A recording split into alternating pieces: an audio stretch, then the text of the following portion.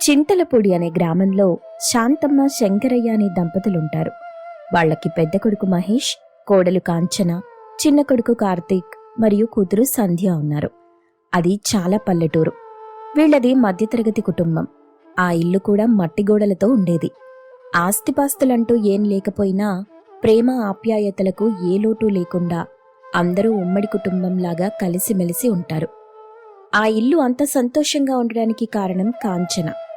కాంచన చాలా మంచి అమ్మాయి. కూతురు సంధ్యను మాత్రం సిటీ అబ్బాయికిచ్చి పెళ్లి చేశారు. ఆమెకిద్దరు పిల్లలు. వాళ్ల పేర్లు రిత్విక్, సారిక. వేసవి సెలవులకు తప్ప మళ్లీ ఎప్పుడూ ఈ ఊరికి రావడానికి వీలుపడదు. శాంతమ్మ శంకరయ్య దంపతులకు మనవడు మనవరాళ్ళంటే ఎంతో ఇష్టం. ప్రతి సంవత్సరం వేసవి సెలవులకు వాళ్ళొస్తారని ఎదురుచూస్తూ ఉండేవాళ్లు. ఈసారి సెలవులు రానే వచ్చాయి. శంకరయ్య, శాంతమ్మలు వాళ్ల కోసం ఎదురుచూస్తూ ఉంటారు. అప్పుడు శంకరయ్యకు ఒక ఉత్తరం వస్తుంది. ఏమే శాంతం, కాంచనా, ఒరే మహేషా, కార్తీకు, ఎక్కడికి పోయారురా మీరంతా? తొందరగా రండి అనగానే అందరూ అక్కడికొచ్చారు. అబ్బబ్బబ్బబ్బా, ఏంటండి చెవి కోసిన మేకలాగా కేకలు పెడుతున్నారు? ఏంటి మీ గోల? ఇప్పుడెందుకు అందరినీ పిలుస్తున్నారు? అది అది ఏంటి నాన్న, ఏదో హడావిడిగా కనిపిస్తున్నారు? మావయ్య గారు, ఎందుకంత ఆయాసపడుతున్నారు? అసలేం జరిగింది? కొంచెం ఊపిరి పీల్చుకొని చెప్పండి. ఏంటి నాన్న, మళ్ళీ మన పొలంలో పామేమైనా కనిపించిందా? అబ్బా, అది కాదాగండర్రా. సంధ్య ఉత్తరం రాసింది. వేసవి సెలవులు వచ్చేసాయిగా, పిల్లల్ని తీసుకుని వస్తుందంట. ఓహో, అదా సంగతి. అందుకేనా ఇలా కాలుగాలిన పిల్లిలా తిరుగుతున్నారు? మనవడు మనవరాలొస్తున్నారంటే ఈయనని పట్టుకోవడం చాలా కష్టం. ఓ, చెల్లెలొస్తుందా? ఇక 2 నెలలు ఇల్లంతా కోతులతో నిండిపోతుందన్నమాట. ఇంకెందుకు ఆలస్యం? కావలసిన ఏర్పాట్లన్నీ మొదలెట్టండి. ఇక ఇల్లంతా అల్లరి అల్లరి. ఏంటి కార్తీక్, పిల్లల్ని పట్టుకుని కోతులంటున్నావు? అయినా నువ్వు కూడా అందులో ఒక కోతివేగా. వాళ్లతో చేరితే నీ అల్లరి కూడా అస్సలు భరించలేం. అయినా వాళ్ళొచ్చేది సంవత్సరానికి ఒక్కసారి. పిల్లల అల్లరితో ఇల్లు ఎంత సందడిగా ఉంటుందో కదా. మనం అన్ని ఏర్పాట్లు చేసి వాళ్ళని బాగా చూసుకోవాలి కాంచనా. సంధ్య మనింటి ఆడపిల్ల. తనకి పిల్లలకి ఏ లోటు రాకుండా జాగ్రత్తగా చూసుకుంటానండి. అమ్మా కాంచనా, నీ ఓపికకి నువ్వు మా ఇంటికి కోడలిగా రావటం మా అదృష్టం. అన్నీ నువ్వు చూసుకుంటావన్న నమ్మకం నాకుంది. ఏదైనా కష్టంగా అనిపిస్తే మనసుకు తీసుకోకు. ఏంటి మావయ్య అలా అంటున్నారు? నా ఆడబిడ్డతో నాకెటువంటి ఇబ్బంది లేదు. తను నా బిడ్డతో సమానం. తనకి కావలసినవన్నీ చూసుకొని పంపించే బాధ్యత నాది. నా కోడలు బంగారం. నువ్వు వాళ్ళొచ్చిన దగ్గర నుండి వెళ్ళిపోయేదాకా ఏ లోటు లేకుండా చూసుకో. ఉన్నది ఒక్కతే ఆడపిల్ల, అంత దూరంలో ఉంటుంది. ఇంతకీ ఎప్పుడొస్తున్నారంటండి? ఎప్పుడు రావటమేంటే, రేపే వస్తున్నారు. ఇక అందరూ అన్ని ఏర్పాట్లు చెయ్యండి. ఒరే మహేషా, కార్తీకు, మీరు బజారుకెళ్ళి కావలసిన సామాన్లన్నీ తీసుకురండి. ఇక అందరూ అన్ని పనులు మొదలెడతారు. కాంచన ఇల్లు మొత్తం శుభ్రం చేసి మట్టితో గోడలలికి ముగ్గులు వేసి అందంగా అలంకరిస్తుంది. ఈలోపు తెల్లారింది. సంధ్య వాళ్ళు రాని వచ్చారు. అమ్మా, నాన్న, అన్నయ్యలు, వదిన అందరూ బావున్నారా? మేమంతా బానే ఉన్నామమ్మా. మీరెలా ఉన్నారు? ఏది, అల్లుడు గారు మీ అత్తగారు రాలేదే? అరే, పిల్లలప్పుడే ఇంత పెద్దవాళ్ళైపోయారు. పోయిన సంవత్సరం ఇంతున్నప్పుడు చూసాం. తాతయ్య, చిన్నప్పుడు అందరూ చిన్నగానే కదా ఉంటారు. ఏం తాతయ్య, మీరు చిన్నప్పుడు చిన్నగా లేరా ఏంటి? చిన్నప్పుడు కూడా పెద్దగానే ఉన్నారా? పిల్లల మాటలకి అందరూ నవ్వుతారు. ఆయనకి ఆఫీస్లో లీవ్ దొరకలేదు నాన్న, అందుకే రాలేకపోయారు. కొన్ని రోజులాగొస్తామన్నారు. అత్తయ్య కూడా ఆయనతో పాటే వస్తారు. మంచిదమ్మా, మంచిది. ఎప్పుడు తిన్నారో ఏంటో, కాళ్ళు కడుక్కోండి. మీకోసం తోట నుండి అన్ని రకాల పళ్ళు తెప్పించాను. నాన్న, అప్పుడే మొదలెట్టేశారా? ఇక ఇప్పటి నుండి నేను వెళ్లేసరికి మళ్ళీ 10 కేజీల బరువు పెరుగుతానేమో. పెరిగితే పెరిగావులే. చూడు, ఇప్పుడెలా ఉన్నావో కట్టెపుల్లలాగా. ఆడవాళ్ళన్నాక ముద్దుగా బొద్దుగా ఉంటేనే బావుంటుంది. మీ సిటీలో వాళ్లలాగా బక్కగా ఉంటే ఏం బావుంటుందే? అమ్మా, అది బక్కగా ఉండడం కాదు, దాన్ని 0 సైజ్ అంటారు. అవునవును, తిండి తినకుండా ఉండడానికి పెట్టిన పేరు 0 అన్నమాట. 14 ఏళ్లప్పుడు నీకు మలేరియా జ్వరం వస్తే అలాగే తయారయ్యావు, ఎలక పిల్లలాగా. ఆ మాటలకు పిల్లలిద్దరూ ఎలక్క ఎలక్క అంటూ కార్తిక్ని చూసి నవ్వుతారు. అమ్మా, రేపటి నుండి వాళ్ళు నన్ను చాలా ఏడిపిస్తారు. ఇప్పుడు పిల్లల ముందు అవసరమా చెప్పు? సరే సరే, సంధ్యకిష్టమైన అన్ని రకాల వంటలు చేశాను, భోంచేద్దాం రండి. అందరూ తినడానికి కూర్చున్నారు. కాంచన వాళ్ళకి కావలసినవన్నీ వడ్డిస్తుంది. వావ్, ముద్దపప్పు, ఆవకాయ, పప్పుచారు, వడియాలు అంటూ సంధ్యా పిల్లలు కడుపు నిండా తింటారు. వాళ్ళంతా ఆనందంగా తినడం చూసి ఇంట్లో వాళ్ళంతా సంతోషిస్తారు. అందరూ భోంచేసి కూర్చొని కబుర్లు చెప్పుకుంటున్నారు. మనసుకి ఎంత ప్రశాంతంగా ఉందో నాన్న, నీతో పాటు ఇక్కడే ఉంటే ఎంత హాయిగా ఉంటుందో. సరే, ఈరోజు గడిచిపోయింది, మరి రేపటి ప్లాన్ ఏంటి? తోట నుండి మామిడికాయలు తెప్పించానమ్మా, రేపు పచ్చడి పెట్టాలి. అవునా అమ్మా, ఇందాకే తిన్నాను కదా, పచ్చడి ఎంత రుచిగా ఉందో. ఆ సిటీలో తిండి తిని తిని నాలుక చచ్చిపోయిందనుకో. ఈసారి 2 జాడీలు కాదు, 4 జాడీలు తీసుకెళ్తాను. దానికేం సంధ్య, 4 కాకపోతే 40 జాడీలు తీసుకెళ్ళు. కాకపోతే ముక్కలు కొట్టడానికి మీ అన్నయ్యలిద్దరూ సిద్ధంగా ఉండాలి. అనుకున్నా, ఏంటా ఇంకా ఈ ఆడవాళ్ల ముచ్చట మా వైపు తిరగలేదు అని. వదినా, రోజు నీ మాట వినడం లేదు కదా అని కరెక్ట్ టైం చూసి రికిస్తున్నావు కదా. తాతయ్య, పోయినసారి వచ్చినప్పుడు ఒక వాటర్ ఫాల్ దగ్గరికి తీసుకెళ్లావే, అక్కడికి తీసుకెళ్తావా? ఇంకా కౌస్, బఫెలోస్ కూడా చూపిస్తావా? గేదె పాలు తెలుసు, ఆవు పాలు తెలుసు, ఈ వాటర్ పాలేంట్రా కార్తీకు? అది వాటర్ పాలు కాదు నాన్న, వాటర్ ఫాల్స్ అంటే మన ఊరి చెరువు దగ్గరికి తీసుకెళ్ళమని అడుగుతున్నారు. గేదెల్ని ఆవుల్ని చూపించమంటున్నారు. ఏంటో వీళ్ళ భాష నాకు అర్థం కాదు, నా భాష వీళ్ళకి అర్థం కాదు. ఒరి పిల్లలు, కొంచెం తెలుగులో మాట్లాడండిరా. తాతయ్య, తెలుగులో మాట్లాడితే మా స్కూల్లో ఫైన్ వేస్తారు. ఏంటి, పిల్లలిద్దరితో పని చేపిస్తారా? పని కాదమ్మమ్మా, ఫైన్ ఫైన్ అంటారు. ఏదో ఒకటిలేరా, నాకు నోరు తిరగదు. నాకెందుకులే. సరే, చీకటి పడింది, అందరూ నిద్రపోండి, ఇంకా పొద్దున చాలా పనులున్నాయి. అందరూ హాయిగా నిద్రపోయారు. తెల్లవారి ఉదయం లేవగానే ఇల్లంతా హడావిడి మొదలవుతుంది. మావయ్య గారు, మీరు మన తోటకి వెళ్లి కావలసిన అన్ని రకాల కూరగాయలు తీసుకురండి. ఇవాళ మీరు పిల్లల్ని చెరువుకి తీసుకెళ్తానని మాటిచ్చారుగా, ఆ పని కూడా ఉంది మీకు. ఇక ఇవ్వండి, మామిడికాయల్ని కడిగి ఆరబెట్టాను. మీరు కార్తీక్ వాటిని చిన్న చిన్న ముక్కలుగా కొట్టండి.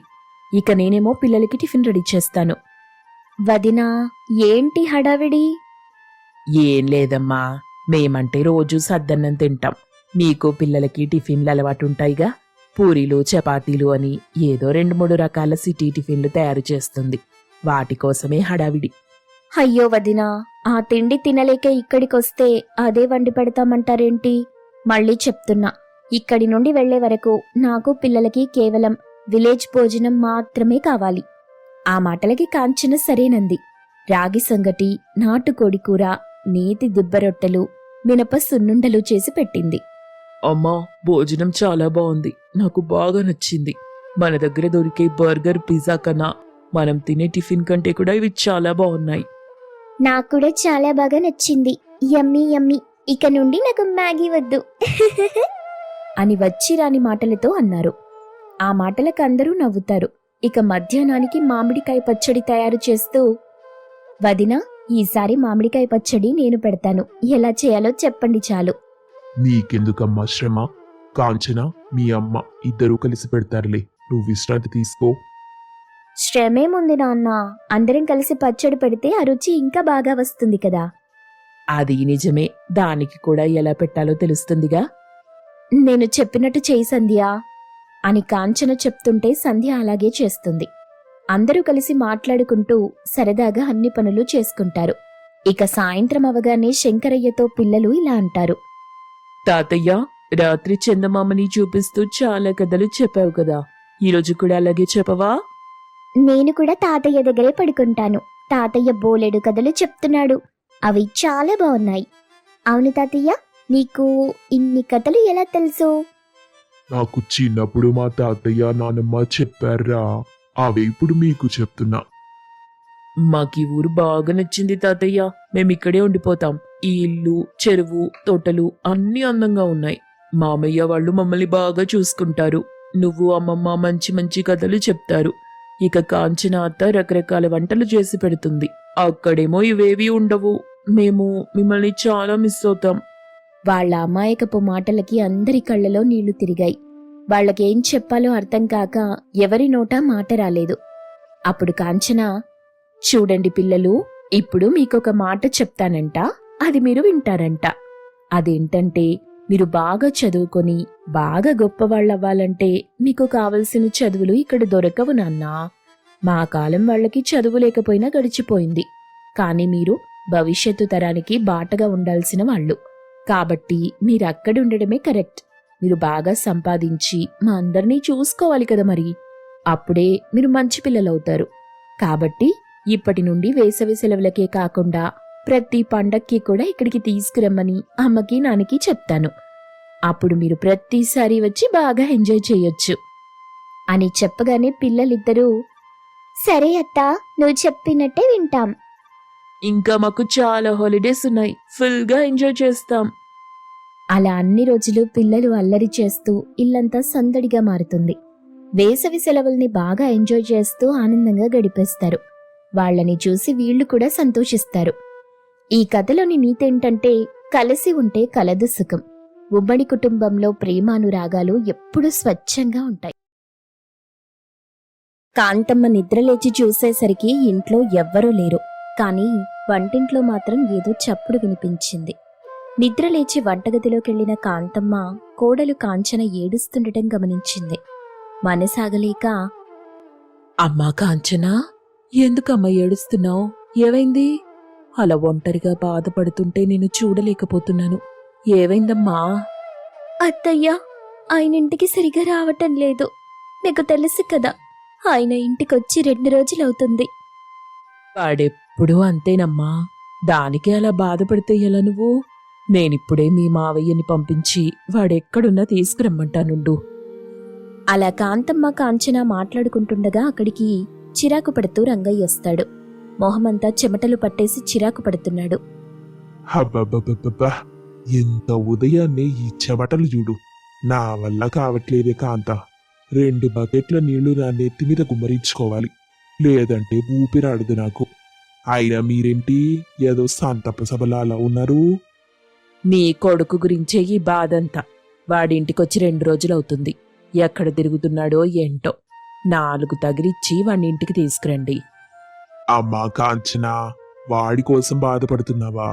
నీకు తెలుసు కదా తల్లి, వాడు నా పోలికయ్యుంటే మంచిగా ఉండేవాడు. కానీ వాడు వాళ్ళ అమ్మ పోలిక కదా, అందుకే ఇట్ట గాలి తిరుగులు తిరుగుతూ గాలుడిలా మారిపోయాడు. ఇదిగో, నేనిక్కడే ఉన్నాను. ఆ విషయం గుర్తుపెట్టుకోండి. తెలుసులేవే, ఏదో ఉండబట్టలేక కోడలతో నిజం చెప్పేశాను. ఇప్పుడే వెళ్ళి ఆడెక్కడున్నా తీసుకొస్తాను. అలా రంగయ్య ఇంటి నుండి వెళ్ళాడు. సాయంత్రానికి తన కొడుకు సురేష్ని ఇంటికి తీసుకొచ్చాడు. మొహం బాధగా పెట్టుకున్న సురేష్ని చూసిన కాంతమ్మ, రే నాన్నా, నీ పద్ధతేం బాలేదురా. ఇంట్లో నీకొక భార్య ఉందన్న సంగతి గుర్తుందా లేదా? ఇంట్లో భార్య ఉందని తెలుసు, ఇంటికొస్తే ఉక్కపోతుంటుందని తెలుసు. నేను ఈ నరకంలో ఉండలేనమ్మా. అంటే ఏంటండి? నేను మిమ్మల్ని ఏమైనా ఇబ్బంది పెట్టానా? అది కాదే కాంచన, అసలే వేసవికాలం మొదలైంది కదా. ఉక్కపోతలు, వేడిగాలులు నా వల్ల కాదే. ఈ ఇంట్లో తట్టుకోలేకపోతున్నాను. అందుకని ఇంటికి రాకుండా ఎక్కడెక్కడ తిరుగుతున్నారు? నేనెక్కడా తిరగట్లేదే బాబు. ఆ అడవికి దగ్గరలో మర్రి చెట్టుందిగా, అక్కడే ఉంటున్నా. పొద్దున్నే నా స్నేహితుడు భోజనాలు, తినుబండారాలు పట్టుకొచ్చేస్తాడు. అక్కడే ఉంటూ హాయిగా తింటూ చెట్టు నీడనే అలా ఉండిపోతున్నా. సురేష్ అలా మాట్లాడుతుంటే ఉక్కపోతల వల్ల చెమటలు పట్టేస్తాయి. ఓవైపు ఆ చెమట తుడుచుకుంటూ మరోవైపు చిరాకు పడుతూ మాట్లాడుతుంటాడు. అబ్బా, చూసావా, ఇలా ఇంటికొచ్చానో లేదో ఉక్కపోత చూడు. నా వల్ల కావట్లేదే బాబు. ఓ పని చేద్దాం, నువ్వు కూడా నాతో పాటు వచ్చేయి అక్కడికి. ఏంటి, బంగారం లాంటి ఇల్లొదిలొచ్చేయాలా? ఎప్పటికీ కాదులేవే, ఏదో ఈ వేసవికాలం పూర్తయ్యేదాకా అక్కడే ఉందాం. ఆ చెట్టు నీడలో చల్లని గాలికి హాయిగా ఉందామే. ఏంటమ్మా, ఏమంటావు? నోరు ముయిరా వెదవా. ఇలా ఎవరైనా మాట్లాడతారేంట్రా? శుభ్రంగా ఇల్లు పెట్టుకొని అనాథలాగా ఆ చెట్టు కింద ఉంటానంటావేంటి? కాంతమ్మ అలా మాట్లాడుతుంటే సురేష్ ఏమీ మాట్లాడకుండా మౌనంగా ఉండిపోయాడు. ఇంతలో రంగయ్య కల్పించుకొని, ఇదిగో కాంతం, నేను చెప్పాను గదే, వాడు తండ్రి పోలిక అయ్యుంటే బుద్ధిగా అమ్మ నాన్న చెప్పే మాట వినేవాడు. వాళ్ళమ్మ పోలిక కదా, ఆ జాతి మనుషులు అంతా పెద్దల మాట వినర్లే. మీరు నోరు మూస్తారా? నేనసలే కోపంతో రగిలిపోతున్నాను. మధ్యలో మీరిలా విసిగించకండి. ఒరేయ్ సురేషు, ఇప్పుడేమంటావురా? ఏదో ఒకటి తేల్చి చెప్పు. నేనేమంటానమ్మా, ఒకటి మీరైనా నా మాట వినండి, లేదంటే నేనైనా మీ మాట వినాలి. రెండోది కష్టం కాబట్టి మొదటిదే చేద్దాం. సురేష్ మాట్లాడే మాటలు కాంతమ్మకు మరింత కోపం తెప్పించాయి. ఇక ఆ కోపంలో సురేష్ పై చెయ్యి చేసుకోవాలనుకుంది. ఇంతలో కాంచన అడ్డుపడింది. నువ్వాగమ్మా, వీడికి 2 పాడాల్సిందే. అత్తయ్య, ఒక పని చేద్దాం. ఆయన చెప్పినట్టుగానే మనమంతా అక్కడికెళ్ళి ఒక రోజుందాం. కేవలం ఒక్కరోజే. మనకి నచ్చకపోతే వచ్చేద్దాం. ఆయన్ని ఇబ్బంది పెట్టేదొద్దు, మనము ఇబ్బంది పడేదొద్దు. సరేనమ్మా, నీ నోటి నుండే ఆ మాట వచ్చింది కాబట్టి అలాగే చేద్దాం. అలా కాంచన చెప్పినట్టుగానే నలుగురు మరుసటి రోజు ఉదయాన్నే ఆ చెట్టు కిందకి చేరుకున్నారు. కాంచన అక్కడే అందరికీ వంట చేసి వడ్డించింది. ఎండ తీవ్రత పెరుగుతుంది. అయితే చెట్టు కింద ఉన్నా కూడా కాస్త చెమటలు పట్టడం మాత్రం ఆగదు. దాంతో కాంతమ్మ, ఈ చెట్టు కిందకొస్తే హాయిగా ఉంటుందన్నావు కదరా, ఇక్కడున్నా కూడా చెమటలు పట్టేస్తున్నాయేంటి? అమ్మా, ఎండ తీవ్రత ఈరోజు ఎక్కువైనట్టుంది. పైగా మీరు నాపై చాలా కోపంగా ఉన్నారుగా, అందుకే ఒంట్లో వేడెక్కువై ఇలా చెమటలు పడుతున్నాయి. ఒరేయ్, నా పోలిక ఒక్కటి కూడా రాలేదు కదరా నీకు. గోడ మీద పిల్లిలా ఏది పడితే అది మాట్లాడడం మొదలెట్టేశాం. ఈ చెట్టు కింద ఇలా అందరూ చూసేలా ఉండటం నాకు అస్సలు నచ్చటం లేదు. నాన్న, మీరు ఊరుకోండి, అందరూ మనల్ని చూస్తున్నారు. ఇదిగో కాంతం, నేను వెళ్ళిపోతున్నానే. 4 బకెట్ల నీళ్లు తలపై కుమ్మరించుకుంటే కాస్త ప్రశాంతంగా ఉంటారు. ఈ వేడి కూడా ఎక్కువైపోతుంది. వెళ్తున్నా. ఏవండి, ఉండండి, నేను కూడా వచ్చేస్తాను. అమ్మ కాంచన, నువ్వు వస్తావా? లేదత్తయ్యా, మీరెళ్ళండి, నేను తర్వాత వస్తాను. సరేనమ్మా, తొందరగా వచ్చేయ్, ఇక్కడ ఎక్కువసేపు ఉండకు. అంటూ కాంతమ్మ తన భర్త రంగయ్యతో కలిసి ఇంటికెళ్ళిపోయింది. వాళ్ళిద్దరూ వెళ్ళిపోయిన తరువాత సురేష్ కాస్త బాధపడతాడు. అది గమనించిన కాంచన, మీరేం బాధపడకండి, మీకోసం నేనిక్కడే ఉండిపోయాను కదా. చూడు కాంచన, నాకు వేడి తట్టుకోవడం చాలా కష్టంగా ఉంటుంది. ఈ వేసవికాలం వచ్చిందంటే చాలు, నేను నరకంలోకి వచ్చినట్టు అనుకుంటాను. మన ఇంట్లో ఉక్కపోత ఎక్కువ, నేనేం చేయలేకపోతున్నా. పాపం, నా వల్ల నువ్వు కూడా ఇబ్బంది పడుతున్నావు. బాధపడకండి, మీకు తినడానికి నేను చాలా తెచ్చాను, ఉండండి, ఇప్పుడే తీసుకొస్తాను. అంటూ తనతో తెచ్చుకున్న పిండి వంటలు, తినుబండారాలు సురేష్కిస్తుంది. ఇక ఇద్దరూ కబుర్లు చెప్పుకుంటూ తింటారు. కానీ ఉక్కపోత మాత్రం తప్పదు. ఇక సాయంత్రం అవగానే, కాంచన, ఇక ఇంటికెళ్దాం. రాత్రికి నువ్వు ఇక్కడుండకూడదు. అదేంటండి, 2 రోజులు ఇంటికి రాకుండా రాత్రిపూట మీరిక్కడే ఉన్నారుగా, నేనుండకూడదా? అయ్యో, అది కాదు కాంచన, ఊళ్ళో మగాళ్ళంతా ఇక్కడికొచ్చి పేకాట ఆడతారు. నాకు ఆ ఆట రాదు గాని వాళ్ళు ఆడేది చూస్తూ ఇక్కడే పడుకుంటాను అంతే. సరే పద, నేను కూడా ఇంటికొచ్చేస్తాను. అలా సురేష్ తన భార్యని వెంటబెట్టుకుని ఇంటికొస్తాడు. కొడుకు కోడల్ని చూసిన కాంతమ్మ, వచ్చేశారా? నాకు తెలుసు, నా కోడలు గట్టిదని. నీ ముక్కు పిండి మరీ ఇక్కడికి తీసుకొస్తుంది. సర్లే, వెళ్ళి తినేసి పడుకోండి. అలా కాంతమ్మ అంటుంటే ఆవిడ మాటలు పట్టించుకోకుండా గదిలోకెళ్ళిపోతాడు సురేష్.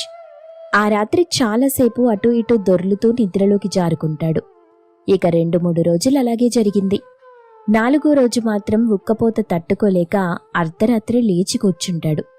పక్కనే కాంచనుండదు. ఇల్లంతా వెతికాడు, ఎక్కడా కనిపించదు. ఇక కాంతమ్మని రంగయ్యని కూడా నిద్రలేపి కాంచన కనిపించట్లేదని చెప్తాడు. ఇంతలో ఉదయం కోడికూతలు మొదలవుతాయి. ఆ వేళకి ఇంటికొస్తుంది కాంచన. ఏంటి కాంచన, ఇంట్లో ఉండకుండా ఎక్కడికి వెళ్ళిపోయావు? చేతులకు ఆ మట్టేంటి? అయినా ఈ సమయంలో బయట నీకేం పని? రే, కాస్త ఆగరా, తనని కూడా మాట్లాడనివ్వు. అలా ప్రశ్నల వర్షం కురిపిస్తే ఎలా? ఏమా కాంచన, ఎక్కడికెళ్ళావు? అత్తయ్య, నా చేతులకు మొత్తం మట్టుంది. నేనిప్పుడే వెళ్ళొస్తానుండండి అంటూ కాంచన తన గదిలోకెళ్ళి స్నానం చేసుకునొస్తుంది. సురేష్ కోపంగా చూస్తుంటాడు. కాంతమ్మ రంగయ్యలు మౌనంగా ఉన్నారు. ఇంతలో కాంచన, మీరు నాతో రండి. ఎక్కడికి? రమ్మని చెప్పాను కదా, రండి. రేయ్, నువ్వు చెట్టు దగ్గరికి రమ్మని చెప్తే మేమంతా వచ్చాంగా. ఇప్పుడు తన మాట కూడా విని వెళ్ళు. అలా కాంచన అందరినీ ఒక సొరంగం దగ్గరికి తీసుకెళ్ళింది. తన అత్త మామ భర్తని ఆ సొరంగం లోపలికి తీసుకెళ్ళింది. లోపల చిన్నపాటి స్విమ్మింగ్ పూల్ ఉంది. 5-6 గదులున్నాయి. పైగా సొరంగం లోపల చాలా చల్లని వాతావరణం ఉంటుంది. కాంతమ్మ, రంగయ్య, సురేష్లు వాటిని చూసి ఆశ్చర్యపోతారు. వరుసగా 3 రాత్రులు కష్టపడి ఈ సొరంగం ఇంటిని ఏర్పాటు చేశానండి. ఇక్కడుంటే మీకస్సలు వేడనిపించదు, ఉక్కపోతా ఉండదు, స్వర్గంలో ఉన్నట్టుంటుంది. ఇదంతా మీకోసమే. ఆహా, నీలాంటి భార్య దొరకటం వాడ అదృష్టమమ్మా. భర్త కోసం ఎంత కష్టపడి చేస్తావు. నువ్వు నిజంగా గొప్పదానివి తల్లి. ఈ రోజుల్లో భర్తల కోసం ఏ భార్య ఇట్లా చేయట్లేదు. నిజంగా నువ్వు బంగారం లాంటి కోడలివి. అలా రంగయ్య, కాంతమ్మలు కాంచనని మెచ్చుకున్నారు. సురేష్ కళ్ళలో నీళ్లు తిరిగాయి. కాంచనా, నా కోసం ఇలా చేస్తావనుకోలేదు. నువ్వు చాలా గొప్పదానివి. నిజంగా నీలాంటి భార్య దొరకటం నా అదృష్టం. అలా సురేష్ ఏడుస్తుంటే కన్నీళ్లు తుడిచింది కాంచన. ఇక ఆ కుటుంబం మొత్తం ఆ సొరంగం ఇంట్లో ఉంటూ వేసవి కాలమంతా హాయిగా చల్లని వాతావరణంలో బ్రతుకు